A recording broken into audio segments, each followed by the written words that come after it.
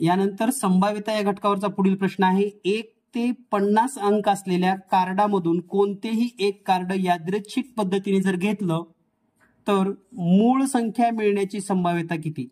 आता पहा, 1 ते 50 यामध्ये एकूण अंक आहेत 50.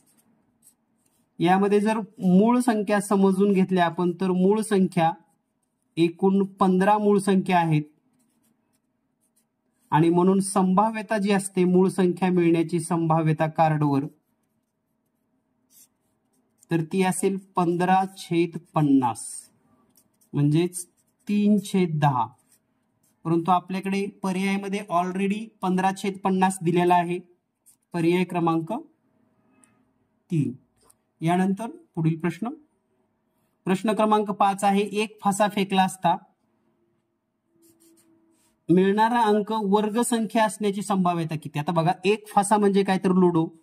तर लुडोवर 1, 2, 3, 4, 5 आणि 6 अंक असतात.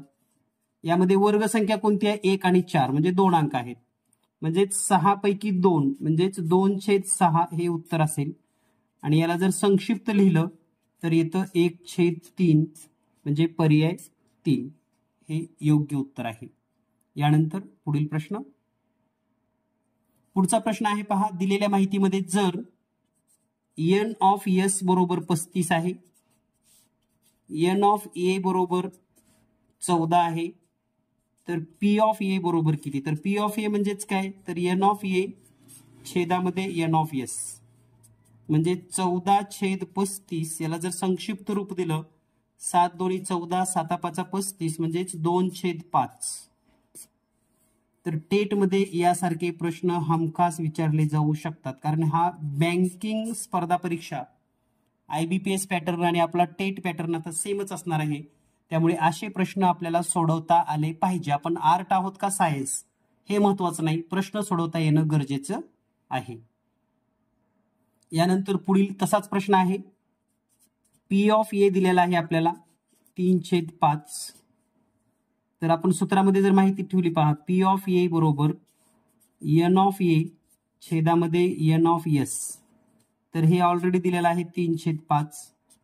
n ऑफ a काढायचं आहे आणि n ऑफ s आहे 200.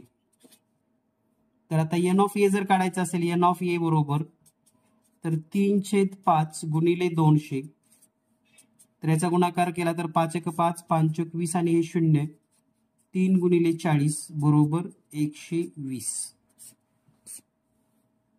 म्हणजेच पर्याय क्रमांक 1 हे उत्तर